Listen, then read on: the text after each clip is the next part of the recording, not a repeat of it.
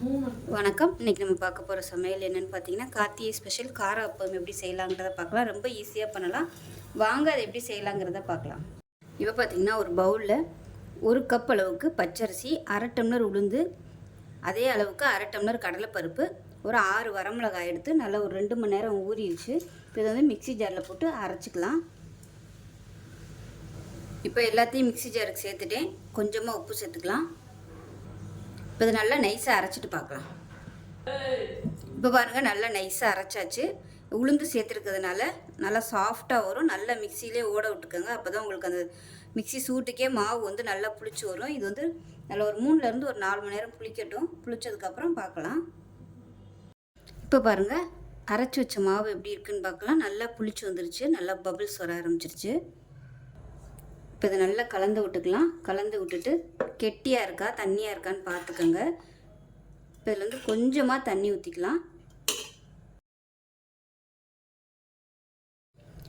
வெங்காயம் இதெல்லாம் வதக்கி சேர்க்கும்போது இன்னும் கொஞ்சம் கெட்டியாகும். அதனால் கொஞ்சம் தண்ணி ஊற்றி கலந்துக்கலாம்.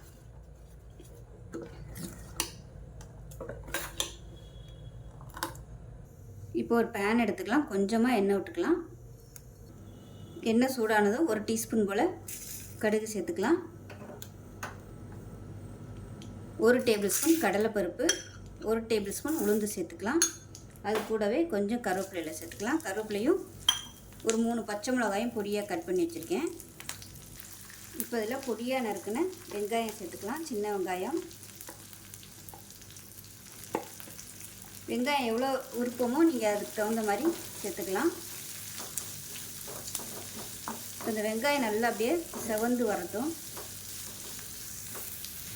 இப்போ இந்த வெங்காயத்துக்கு தேவையான உப்பு மட்டும் சேர்த்துக்கலாம். இப்போ பாருங்கள், வெங்காயம் லேசாக செவக்க ஆரம்பிச்சிருச்சு. இப்போ அடுப்பு நல்லா குறைச்சி வச்சுட்டு ஒரு கைப்பிடி அளவுக்கு துருவின தேங்காய் சேர்த்துக்கலாம். இப்போ பொடியாக கட் பண்ண கொத்தமல்லி எல்லாம் சேர்த்துக்கலாம்.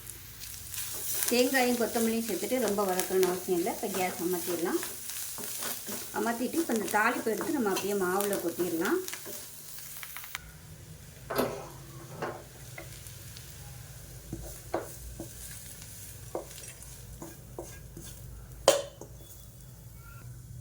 இப்போ இதை நல்லா கலந்து விட்டுக்கலாம்.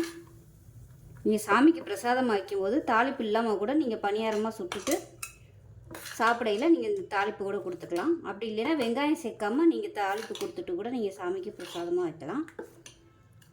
வெங்காயம் சேர்க்குறது உங்களோட விருப்பம்தான். இப்போ இதில் வந்து உப்பெல்லாம் செக் பண்ணி பார்த்துட்டு பத்தலைன்னா உப்பு சேர்த்துக்கோங்க. இப்போ பணியாரக்கல் வச்சுருக்கேன். நல்லா சூடாகிடுச்சு. எல்லா குழியிலையும் கொஞ்சம் கொஞ்சம் எண்ணெய் விட்டுருக்கேன். இப்போ நம்ம கலந்து வச்சுருக்க மாவு வந்து ஊற்றிக்கலாம். 3/4 அளவுக்கு ஊற்றினா போதும்.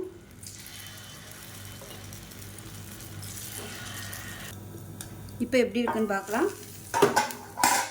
இப்போ பாருங்கள், மேல்புறம் ஓரளவுக்கு நல்லா வெந்துருச்சு. இந்த ஸ்டேஜில் திருப்பி விட்டுக்கலாம்.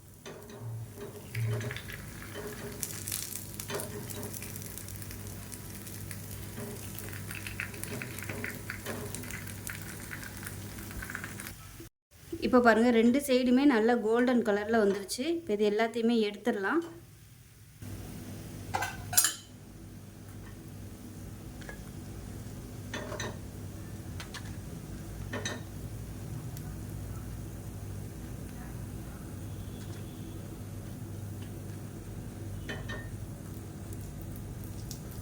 இப்போ இதே மாதிரி மிச்சம் இருக்க எல்லாத்தையும் ஊற்றிக்கலாம்.